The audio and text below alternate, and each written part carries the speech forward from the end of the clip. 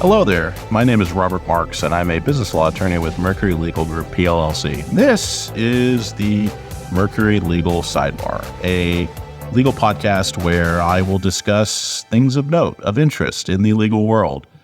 Thanks. I appreciate you watching. Let's dig in.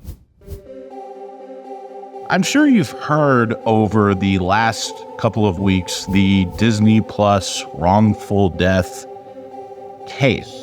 It was very popular in the news, but just in case you haven't, let's do a brief refresher. A gentleman in 2023, he was at a Disney restaurant, a Disney Springs restaurant, that he was served something that he was allergic to. He had an allergic reaction. He later died. His wife filed a wrongful death suit against Disney.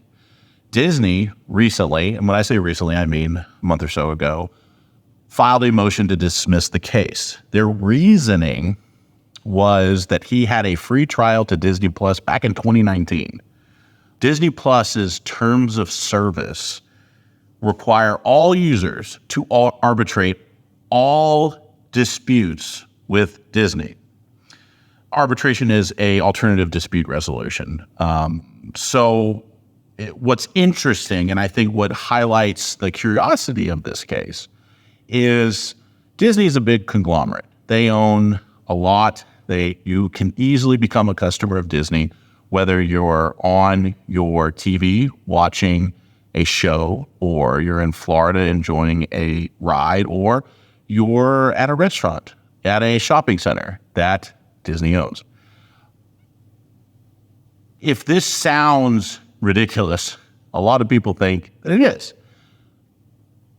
Disney was trying to force the terms of service that this man agreed to back in 2019, so 4 years before he died, that expressly required any dispute, not just disputes related to Disney Plus or anything like that, any dispute with Disney to be arbitrated instead of filing suit. Now, the wife's wrongful death claim was on behalf of her husband who died. So Disney was arguing that this applied and that they should be able to arbitrate. And from a legal look only, it is a valid interpretation. Disney does have the right to enforce this arbitration clause and force this wrongful death suit to be arbitrated. But, there was obviously the PR disaster in this. And this is where sometimes it's always a good idea not necessarily to listen solely to an attorney, or if you have an attorney who gives you legal advice and maybe a sprinkling of sage advice too, because sometimes it's not the best course of action to enforce everything that you can enforce. And, there is precedent to this. There was actually a case that was dismissed against DirecTV where it was discovered that the plaintiff had signed a mobile agreement with AT&T that included an arbitration clause. And that arbitration clause and that mobile agreement was done before AT&T had even bought DirecTV. And so that was enforced. To be clear, Disney, probably mainly through public pressure, did withdraw their motion to dismiss the case, and it is proceeding through the courts as it probably should. But let's get into this. That's the story. Everyone heard that and read that in the news over the last couple of weeks. But you're probably asking yourself, okay, what is the terms of service? What is arbitration? Why is this important to me? Well, let's dig in. A terms of service, or terms of use, or terms and conditions, is nothing more than just a legal document that outlines the rules and regulations that users must agree to before they use a service, a website, or an application. And there's standard key components to it, like you have to accept the terms, how they modify the agreement, what are the user responsibilities, what are the provider's responsibilities, what sort of account information are they retaining, what sort of, if any, ownership rights and uses are allowed, privacy policy, how they can terminate the service, both the user and the provider, what governing law applies to any disputes and liability information. But here's the most important part and the relevant part. It usually specifies dispute resolution.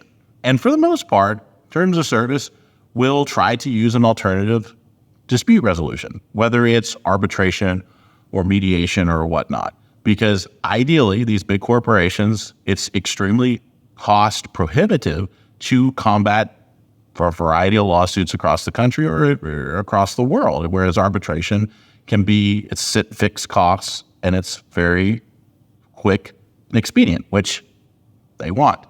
So now most people will not even scroll through. They'll just agree to these terms of service. They don't understand what they're doing. And for the vast majority of time, it's not that big of a deal. But you need to understand that sometimes, especially when you're dealing with a big corporation like Disney, is that this could affect you later in life.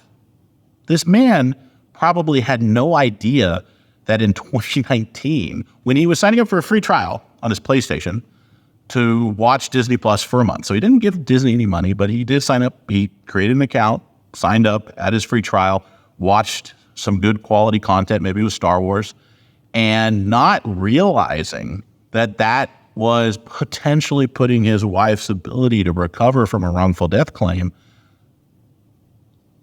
4 years in the future. I mean, it's insane. That is legitimately insane. But from a legal perspective, it's enforceable. So it's something to consider, something to just be aware. I mean, I am certainly not advocating, not enjoying streaming or other services or applications, but maybe just be a little aware of what you're agreeing to and understanding what you're giving up to do it. I mean, that's, I think at the end of the day, a more informed individual is a better individual, better society. Let's be aware, And I think that creates a really interesting conversation where, maybe these terms of service, these agreements should be presented differently. There's this concept in contract law about unconscionability, an adhesion contract, a contract that is, so one-sided that it's unconscionable and shouldn't be enforceable. And there's certain rules and regulations involved in those situations where, certain terms have to be a certain size and apparent, and there has to be expressed acknowledgement and everything. And I think a good discussion to have, obviously any terms of service worth its weight is going to be multiple upon multiple upon multiple upon multiple pages, But maybe it would be smart to have some sort of requirement that there should be some expressed acknowledgement, and not just expressed acknowledgement that you read it. That's ridiculous. Expressed acknowledgement saying, by, signing this terms of service and utilizing this website or application or whatever, you understand, and that's check marks. You're agreeing to an alternative dispute resolution. You understand what arbitration is. Have it be a little more work, because this is unfair, but life is unfair sometimes. So hopefully you kind of understand terms of service a little better, maybe solutions that we can do. But what about arbitration? Everyone knows about court, filing suit, suing someone, going before a judge, maybe a jury, opposing sides. Have your day in court, hear your thing, and then getting some form of compensation for your damage. But what's arbitration? Well, arbitration is, like I said earlier, an alternative dispute resolution where both parties agree to submit their conflict to a neutral arbiter, kind of like a judge, and he will hear the evidence, hear the arguments from both sides, and then make a decision. And that decision is usually binding. Now, that is different from mediation. Let's be clear. Generally speaking, anytime I advise a contract with a client, obviously there will be an alternative dispute resolution. For the most part, all parties don't want to go to court, and generally speaking, it's always good to require some form of good faith negotiation, which is just both parties trying to work it out on their own. And, if there's a dispute, sometimes that's hard. Sometimes it can be done, but sometimes it does need a third party, whether that's the court, an arbiter, or a mediator. Now, the difference between mediation and arbitration is mediation is usually not binding. You go before a mediator, hear the arguments, he renders a decision that if both parties then agree to the decision, not on the front end, but on the back end, then it can be enforceable. And that's usually a great way to go about it. Whereas with arbitration, just to be clear, you're agreeing on the front end that whatever the arbitrator decides can be binding. So the main benefits of arbitration is speed, efficiency, costs, confidentiality, and the binding decision. So you may ask yourself, okay, why would Disney want arbitration? Well, it's pretty obvious. It's fast. It's a lot easier than going through the court system, wherever this lady filed. I think it was in Florida. It's confidential, whereas court records are, generally speaking, public information. And so it looks bad.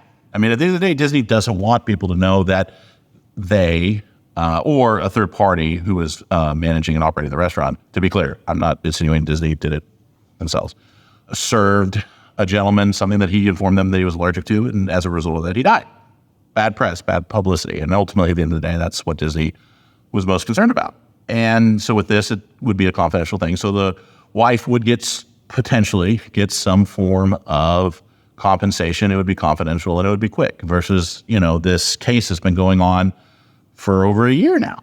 And that's slow, and that's a lot of attorney's fees and a lot of, potential for bad press, and just, it's a headache, and it's managing something that long is counterintuitive.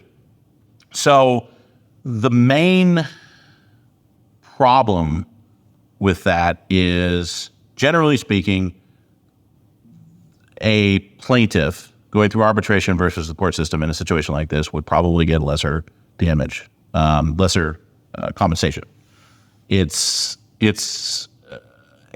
not as favorable. Now, to be clear, that person also gets the benefits of the speed and efficiency and everything, because mounting a case against a big conglomerate like Disney is also expensive. Now, yes, there are contingency fees, and hopefully her attorney is working on a contingency fee, meaning he gets a portion of any claim, any damage award that she would receive. And if they don't win, he doesn't get anything. So it's a gamble for the attorney as well. Hopefully that's how it's structured. I'm sure it is. But arbitration is very common. It's used in a lot of commercial disputes, consumer disputes, international conflicts, and it's favored, generally speaking, favored because of its quickness and the confidential nature of it. But it rears its ugly head sometimes where maybe it's not a good thing, because maybe statutory damages are different, if she was able to go to court, but now she can't go to court because of this arbitration clause. And, there's nothing wrong with parties agreeing to arbitrate. There's nothing wrong with that. But this case highlights an issue where a gentleman decided to watch something on a streaming site. And because of that, it created this potential loss of recovery for his significant other after he died. And that's just so far removed from the intent that it didn't make sense. You saw the news. It was covered in almost every publication. It was a mockery, a meme, a punchline to a joke that no one should have to tell. And it highlights sometimes the negativity of law. As I said earlier, I think that there's ways to go about this where the big corporation, heck, it's not even about being a big corporation. Small businesses have to worry about the same concerns that Disney has to worry about, but that where they can protect the interest of the business, but also maybe not completely isolate the benefits of the end user. And there it is. Hopefully you have a greater understanding of the complexity of this case. And more than just the case, a greater understanding of terms of service, arbitration going forward. At the end of the day, this Mercury Legal Sidebar, the intent of it is to give you something interesting, some little interesting factoid, some little interesting story, something from the legal world, but then apply it with an educational purpose. I think it's an interesting story, but part of that reason is it allows me to educate you on terms of service and arbitration. And that's my goal, is I want to entertain, but I want to educate. 2 E's. I'm sure there's a joke there. I don't know. But I really appreciate you watching. My goal is to do this twice a month, and I look forward to the next story. Thank you.